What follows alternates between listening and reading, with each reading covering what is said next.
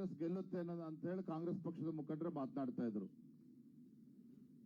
ಇವತ್ತು ಯಾವ ರೀತಿ ಬದಲಾವಣೆ ಗಾಳಿ ಬೀಸಿದೆ ಅಂತ ಹೇಳಿದ್ರೆ, ಇಡೀ ರಾಜ್ಯದಲ್ಲಿ ಇವತ್ತು ಭಾರತೀಯ ಜನತಾ ಪಾರ್ಟಿ ಪರವಾದಂತ ಒಂದು ವಾತಾವರಣ ಇದೆ. ನರೇಂದ್ರ ಮೋದಿಜಿಯವರ ಪರವಾಗಿ ಒಂದು ಅಲೆ ಮತ್ತೊಮ್ಮೆ ನಾವು ಕಾಣ್ತಾ ಇದ್ದೇವೆ. ಇದ್ರ ಪರಿಣಾಮ ಏನಪ್ಪಾ ಅಂತ ಹೇಳಿದ್ರೆ, ಯಾವುದೇ ಸಂದರ್ಭದಲ್ಲಿ ಲೋಕಸಭಾ ಚುನಾವಣೆ ನಡೆದರೂ ಸಹ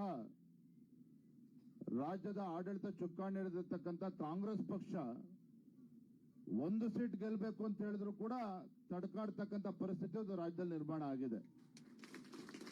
ಯಾವುದೇ ಕ್ಷೇತ್ರದಲ್ಲಿ ಕಾಂಗ್ರೆಸ್ ಪಕ್ಷದ ಮುಖ್ಯಮಂತ್ರಿಗಳಿಗೆ, ಉಪಮುಖ್ಯಮಂತ್ರಿಗಳಿಗೆ 28 ಕ್ಷೇತ್ರದಲ್ಲಿ ಇಂಥ ಕ್ಷೇತ್ರ ನಾವು ಗೆದ್ದೇ ಗೆಲ್ತೇವೆ ಅಂತ ಹೇಳ್ತಕ್ಕಂಥ ಯಾವುದೇ ಒಂದು ಕ್ಷೇತ್ರದ ಕಾಂಗ್ರೆಸ್ ಪಕ್ಷದವರಿಗಿಲ್ಲ.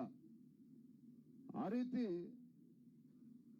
ಕಳೆದ ಒಂದು ಪಂಚರಾಜ್ಯಗಳ ಚುನಾವಣೆಯ ಫಲಿತಾಂಶದ ನಂತರ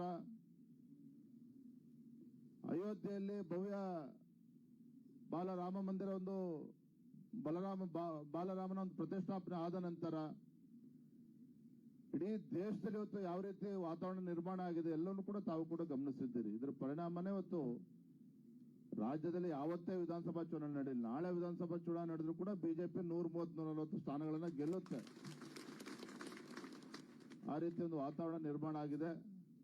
ಹಾಗಾಗಿ ಇವತ್ತು ಸಂತೋಷ ಆಗಿದೆ. ಇವತ್ತು ಭಾರತೀಯ ಜನತಾ ಪಾರ್ಟಿಗೆ ಒಂದು ಶಕ್ತಿಯನ್ನು ತುಂಬಬೇಕು. ದಾವಣಗೆರೆ ಲೋಕಸಭಾ ಕ್ಷೇತ್ರದಲ್ಲಿ ಮತ್ತೊಮ್ಮೆ ಭಾರತೀಯ ಜನತಾ ಪಾರ್ಟಿ ದೊಡ್ಡ ಅಂತರದಿಂದ ಗೆಲ್ಲಬೇಕು. ಅದರ ಮುಖೇನ ನಮ್ಮ ಹೆಮ್ಮೆಯ ಪ್ರಧಾನಮಂತ್ರಿ ನರೇಂದ್ರ ಮೋದಿಜಿಯವರ ಕೈಯನ್ನು ಬಲಪಡಿಸಬೇಕು ಅನ್ನುವ ಸದುದ್ದೇಶ ಇಟ್ಕೊಂಡು ಇವತ್ತು ಮಾಡಾಳ್ ಮಲ್ಲಿಕಾರ್ಜುನ್ ಅವರಿರ್ಬೋದು, ಡಾಕ್ಟರ್ ರವಿಕುಮಾರ್ ಅವರಿರ್ಬೋದು, ನಮ್ಮ ಕುರುಸಿದ್ದೇಗೌಡ ಎಲ್ಲರೂ ಕೂಡ ಇವತ್ತು ಭಾರತೀಯ ಜನತಾ ಪಾರ್ಟಿ ಸೇರಿರ್ತಕ್ಕಂಥ ತುಂಬಾ ಸಂತೋಷ ತಂದುಕೊಟ್ಟಿದೆ. ನಾಳೆ ದಾವಣಗೆರೆ ಜಿಲ್ಲೆ ನಮ್ಮ ಜಿಲ್ಲೆಯ ಅಧ್ಯಕ್ಷರು ಪದಗ್ರಹಣ ಕೂಡ ಇದೆ, ಜವಾಬ್ದಾರಿಯನ್ನು ಸ್ವೀಕಾರ ಮಾಡ್ತಾ ಇದ್ದಾರೆ. ಹಿರಿಯರಾಗಿರ್ತಕ್ಕಂಥ ರೈತ ನಾಯಕರು ಸನ್ಮಾನ್ಯ BS ಯಡಿಯೂರಪ್ಪನವರು ಕೂಡ ಕಾರ್ಯಕ್ರಮದಲ್ಲಿ ನಾಳೆ ಭಾಗವಹಿಸ್ತಾ ಇದ್ದಾರೆ.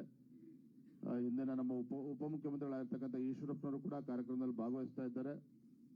ನಾನು ಕೂಡ ಬರಬೇಕಾಗಿತ್ತು, ಆದ್ರೆ ಅನಿವಾರ್ಯವಾಗಿ ನಾನು ನಾಳೆ ಮಧ್ಯಾಹ್ನ ದೆಹಲಿಗೆ ತೆರಳುತ್ತಾ ಇದ್ದೀನಿ. ಯಾಕಂದ್ರೆ ನಮ್ದೆಲ್ಲ ವಿಧಾನ ಪರಿಷತ್ ಅಭ್ಯರ್ಥಿಗಳು ಮತ್ತು ರಾಜ್ಯಸಭಾ ಅಭ್ಯರ್ಥಿಗಳು ಎಲ್ಲವೂ ಕೂಡ ಅಂತಿಮಗೊಳಿಸಬೇಕಾಗಿರ್ತಕ್ಕಂಥ ನಿಟ್ಟಿನಲ್ಲಿ ನಾನು ದೆಹಲಿಗೆ ಹೋಗಲೇಬೇಕಾಗಿದೆ. ದಯವಿಟ್ಟು ಯಾರು ಕೂಡ ಅನ್ಯತಾ ಭಾವಿಸಬಾರದು. ಲೋಕಸಭಾ ಚುನಾವಣೆ ನಾನು ಹೆಚ್ಚೆಚ್ಚು ಪ್ರವಾಸ ಮಾಡಿ ದಾವಣಗೆರೆ ಜಿಲ್ಲೆಗೂ ಬರ್ತೇನೆ.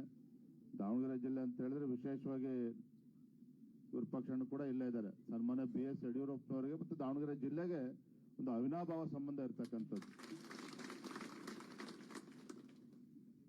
ಹಾಗಾಗಿ ಸನ್ಮಾನ್ಯ ಯಡಿಯೂರಪ್ಪರು ನಾಳೆ ಅವರೇ ನಾಳೆ ಉಪಸ್ಥಿತಿ ಇರ್ತದೆ. ಯಡಿಯೂರಪ್ಪರು ಕೂಡ ನಾಳೆ ಕಾರ್ಯಕ್ರಮದಲ್ಲಿ ಇರ್ತಾರೆ. ಕಾರ್ಯಕ್ರಮ ಯಶಸ್ವಿ ಆಗಬೇಕು, ಒಂದು ಒಳ್ಳೆ ಸಂದೇಶ ಇಡೀ ಜಿಲ್ಲೆಗೆ ಹೋಗಬೇಕಾಗ್ತದೆ. ಆ ನಿಟ್ಟಿನಲ್ಲಿ ನೀವೆಲ್ಲರೂ ಕೂಡ ಕೈ ಜೋಡಿಸಬೇಕು ಅಂತ ಹೇಳ್ತಾ ಮತ್ತೊಮ್ಮೆ ಎಲ್ಲರೂ ಕೂಡ ಭಾರತೀಯ ಜನತಾ ಪಾರ್ಟಿಗೆ ಮತ್ತೊಮ್ಮೆ ಸ್ವಾಗತನ ಕೋರ್ತಾ ನಾನು ಮಾತುಗಳನ್ನು ಮುಗಿಸ್ತಾ ಇದ್ದೇನೆ.